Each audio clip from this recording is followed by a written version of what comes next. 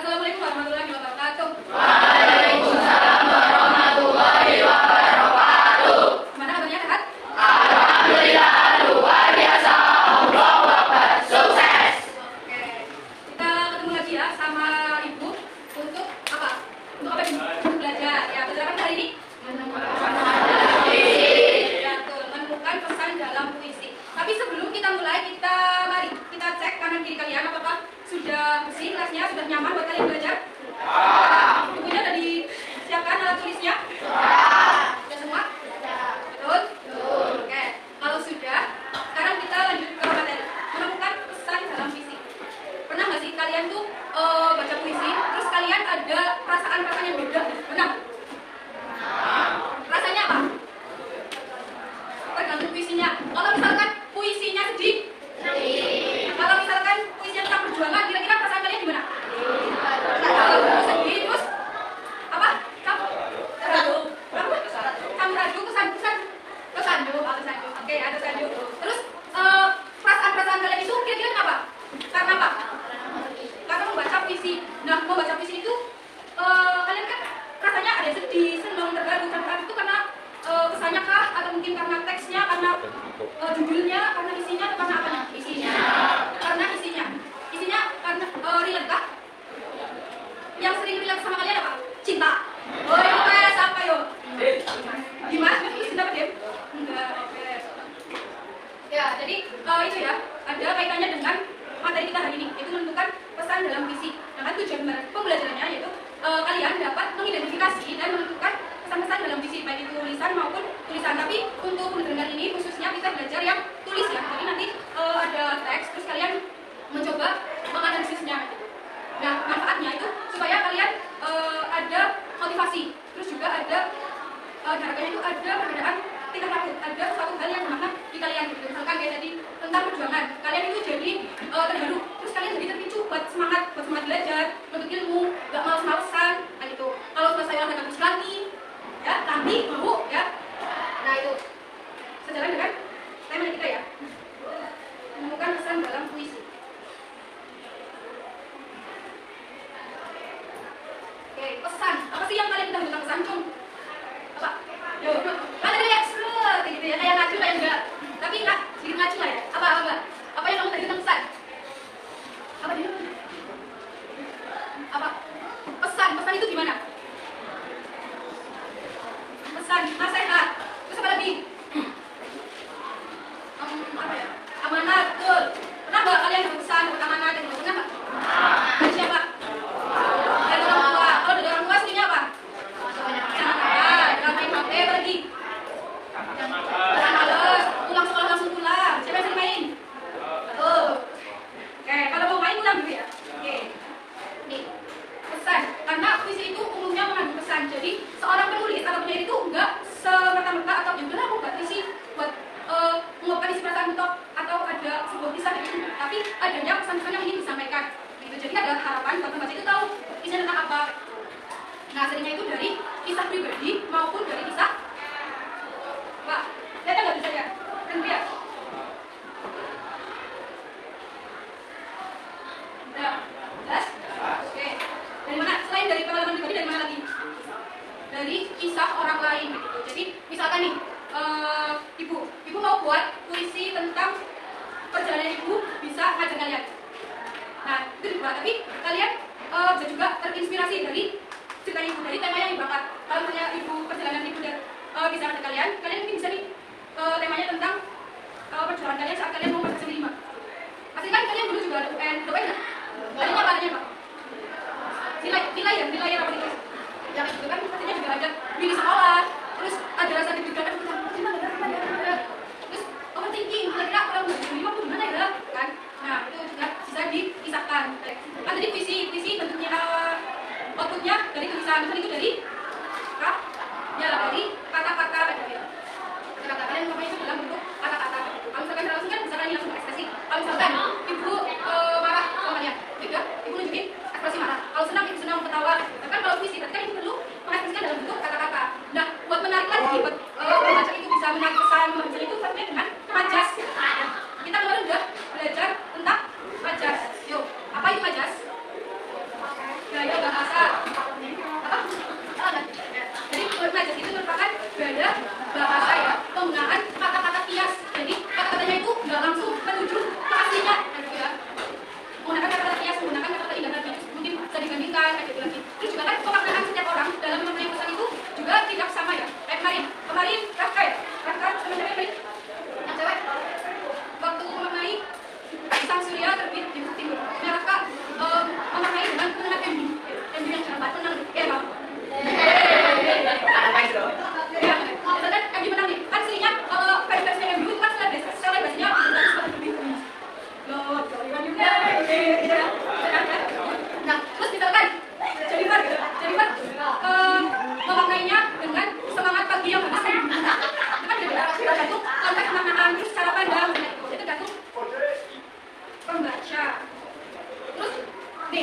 gimana sih caranya kita memahami pesan dalam puisi? Coba baca bareng yang pertama. Angka dengan dulu, dengan yang terdapat, bayangkan kejadian, pesan dari kata yang diulang, perhatikan pilihan katanya. Oke, jadi ada berapa tahap? Ya, ada 5 tahap. Dan 5 tahap ini harus kalian ikuti ya, nggak bisa langsung melompat kayak gitu. Kalau misalkan kalian melompat, bisa jadi mungkin kalian akan kebingungan. Kalau misalkan bingung, nggak usah dari awal ya, bingungnya ada defilah ya. Kalau nggak bingung. Pertama, dengan perhatikan apa? Ya, perhatikan judul. Dengan memperhatikan judul itu, kita dapat mengetahui kira-kira itu temanya tentang apa kayak gitu. Meskipun judul bukan tema, tapi dengan judul itu kita bisa kayak punya gambaran. Misalkan judulnya tentang sujud di sepertiga malam. Misalkan, jadi kira-kira isi puisinya tentang apa? Sholat. Terus kita berdoa apa? Ya tentang haji saja. Jadi mungkin tentang kegiatan kita di sepertiga malam gitu ya. Nah itu. Terus sama yang kedua apa? Nah, tandai kata yang tidak paham. Jadi kan biasanya kalau dalam puisi itu kan ada majas ataupun kata-kata kias yang kalian nggak ketahui, yang jarang kalian dengar, jarang kalian lihat. Nah itu kalian tandai bisa mungkin di garis merah atau mungkin di bunyi kayak gitu ya. Nah itu nanti dikumpul-kumpulin kata-katanya kayak gitu, terus jadi satu, dilis apa aja itu kata-katanya yang susah gitu. Terus bayangkan kejadian berarti saat membaca kalian itu ikuti seolah-olah kalian lagi di posisi tersebut. Misalkan kalau di sepertiga malam mungkin ceritanya tentang sujudku dengan khusyuk. Berarti kan kalian bayangkan kalian di sujud sepertiga malam dengan doa dan menyembah sama Allah lagi beribadah gitu ya kan, bayangkan. Terus tandai kata yang diulang. Nah, menandai kata yang diulang ini juga membantu kalian dalam menentukan pesannya. Misalkan kalau dalam puisi sujud ini tadi itu banyak mengulang kata aku. Berarti kira-kira puisinya itu tentang siapa? Tentang siapa, Dim? Ya tentang kita ya, tentang diri kita sendiri. Karena banyak menggunakan kata aku berarti yang menunjukkan si si penulis. Terus juga yang terakhir yaitu perhatikan pilihan katanya. Perhatikan pilihan katanya itu mungkin banyak menggunakan majas atau mungkin kata-kata langsung, diksi yang singkat gitu.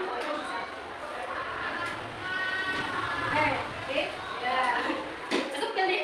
Sekarang dibaca dulu puisinya, terus kita belajar menganalisis terlebih dahulu.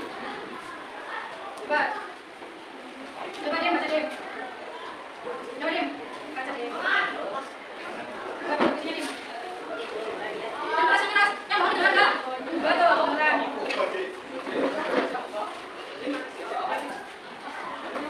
Raka.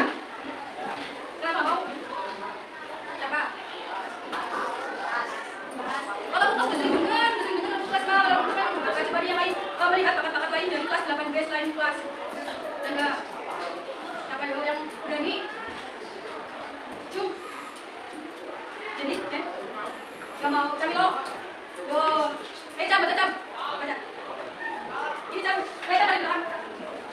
Oh iya, ya. Coba nih kali ini, Cam mau baca. Kalau aku merantau, kami datang musim kemarau. Sumur-sumur kering, daunan pun putus bersama padu. Hanya mata air matamu. Tetapkan terkemar. Bila aku merantau, Awang satu udah, tadi siapa? di hati ada malam keluarga. Aku adalah mulai. Hidup adalah dua perkataan. Yang menantangkan untuk mengambil bisnis. Saat bunga-bunga menyengat kau saya. Itu menjadi orang. Kemudian kau aku menganggap meskipun kurang mengerti. Bila kasihmu ibarat samudra, untuk kau kan betul aku mati. Begitu itu pada diri. Agar bukan dan terpaksa.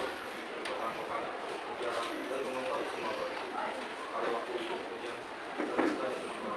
Namun hidup akan paling jauh. Antara tahu itu tentang apa. Bila aku berlayak lalu dapat mencapai Tuhan yang ibu tuduhkan telah benar. Di dalam itu dari yang serenang yang lalat. Sekali tidak dapat aku meniupku menuliskan hidup dengan sadar.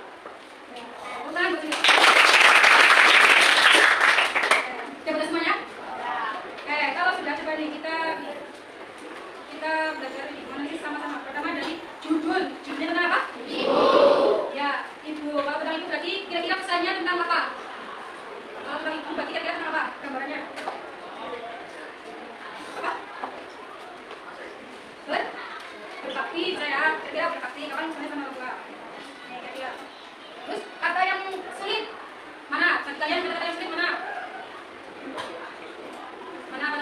yang kalian masih awam, belum pernah dengar itu sebenarnya artinya apa sih? Apa sih?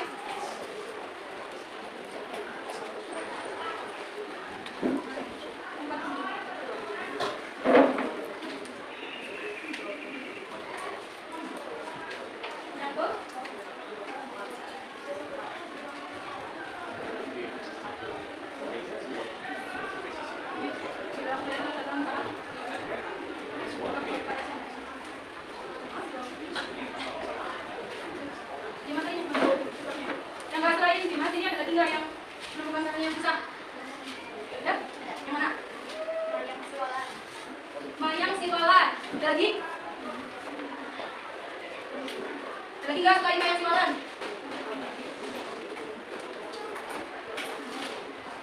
Kita kasihmu ibarat samudra, ya. Kasihnya ibarat samudra. Terus apa lagi? Selain mayang siwalan, terus ibarat kasihmu ibarat samudra, lagi nggak? Lagi nggak? Karena ada nggak yang masih bingung atau belum semuanya? Kata-katanya apa? Kamu mas? Apa? Bingung? Bingung semuanya? Yuk, apa? Berselendang biang lala. Lagi? Kopior? Oke. Enggak. Oke, itu ada mayang siwalan ya. Mayang siwalan, mayang itu kata lain dari bunga. Mayang ini artinya itu bunga siwalan. Jadi ada pohonnya siwalan, ada pohonnya siwalan. Terus bunganya namanya bunga siwalan. Nah, kata lain dari bunga itu bisa disebut dengan kata mayang. Terus ini bila kasihmu ibarat samudra. Samudra itu kan apa? Dalam luas gitu. Tapi ibaratkan cintanya seorang ibu itu berarti dalam luas gitu ya. Ya gitu. Terus tadi apa? Berselendang biang lala. Jadi aku gaya lalu datang angin sakal. Tuhan yang ibu tunjukkan telah benar. Itulah bedanya yang berselendang biang lala. Berselendang kan menggunakan selendang. Nah, kalau biang lala itu permainan tahu yang bukan berdiri. Tahu. Nah, itu berarti ibaratnya kayak bidadari itu yang turun dari biang lala itu yang selendang cantik kayak gitu loh. Siapa dia? Enggak tahu. Terus tadi siapa lagi? Satu lagi tadi. Kopior. Kopior itu kalau kopior enak, bagi arti kata kopior itu apa? Apa? Yang jelas yang Gobira. Apa kopior? Ada nggak? Kalian pernah minum es kopior? Yang kalian minum apa? Rasanya apa? Rasanya enak. Tapi rasa apa? Wah, apa gitu loh? Kelapa. Ya betul. Jadi kopior itu kelapa. Nah, oke. Sekarang kita ceki jawabannya. Nih, judulnya ibu ya. Nih, berarti ada mayang siwalan. Terus lebar ukat. Ukat apa ukat? Ukat, bukan alpukat. Apa mas? Jala ikan, ya betul. Jala ikan. Iya bukan jaring, ikan. Terus tahu artinya? Tahu artinya? Iya, jangan kan jangan. Apa? Ya. Nah, tuh. Terus jadi berarti dari analisis puisi tersebut pesannya apa? Kangen ke ibu. Terus tadi kan juga ada kata nih. Kau berlakukan bila masih ini berasa muda, sampai turun itu rumah Tuhan di Indonesia pada dini hari. Berarti itu kan ibaratnya kasih sayang ibu yang tanpa batas ya, seluas samudra. Berarti analisisnya adalah pesannya adalah baca bareng. Mengingatkan ketika dari ucapan seorang ibu yang jasa dan kasih sayangnya sangatlah besar kepada anaknya dan tak pernah berbalas dan akan diperhatikan oleh siapapun. Ya, benar banget jadi. Ya, jadi kan kalau misalkan puisi tentang ibu itu emang bisa kayak gitu banget ya, emang ya sama kita ya. Karena kalau misalkan bahas cintanya seorang ibu, bahasanya seorang ibu, perjuangannya seorang ibu, emang ya kita nggak bakal bisa balas gitu ya. Jadi cuma bisa. Oke, dari materi tadi yang dijelaskan, adakah yang masih bingung? Nggak ada? Betul? Benar? Oke, kalau itu tadi nomornya ada berapa? 5.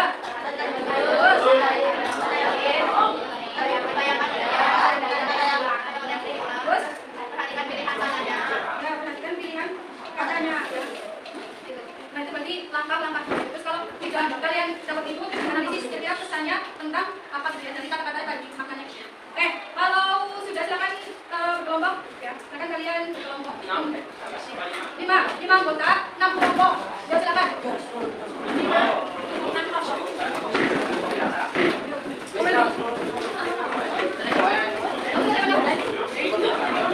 Langsung ke tempat masing-masing. Boleh bawa kursinya.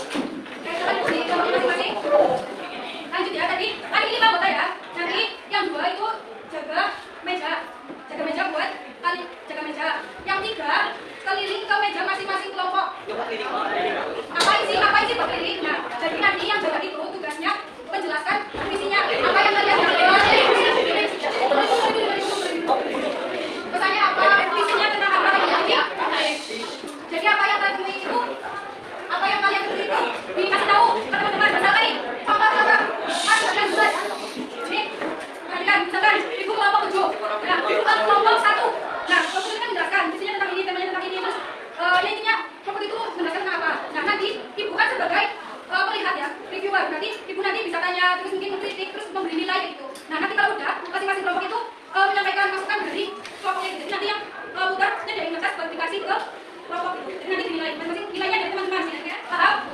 Bukan lo? Nah, ayo, satu. Nomor 2. Tapi baru doang kalau kelompoknya sama kelompoknya di situ. 3. Nomor 4. Nomor 5. Kelompok 6.